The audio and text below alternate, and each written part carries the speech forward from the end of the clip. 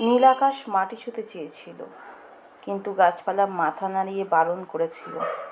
বলেছিল, তুমি কে? এখানে এসো না। জানো না আকাশের মাটি ছুঁতে নেই? মনটাকে বড় করো, লক্ষ্য নিচে কেন? আকাশ বলেছিল, আমি মাটিকে ভালোবাসি। গাছপালা পশু পাখি বারণ করলো, বলল, তোমাদের মিলনের জন্য আমরা মরে যাব। আকাশ আর মাটি বলল, আমরা উভয়কে ভালোবাসি, কিন্তু কাউকে স্পর্শ করব না, দৃষ্টি বিনিময় করব। মাটির কাছ থেকে বার্তা নিয়ে পাখি আকাশকে সংবাদ পৌঁছায়, আর আকাশ রামধনু আর বৃষ্টিকে মাটিতে পাঠিয়ে মাটিকে ভালোবাসা জানায়। আকাশ আর মাটি একে অপরকে ভীষণ ভালোবাসে, কিন্তু কেউ কাউকে স্পর্শ করে না। রচনা 29 এপ্রিল 2022, শ্রীরামপুর, হুগলি।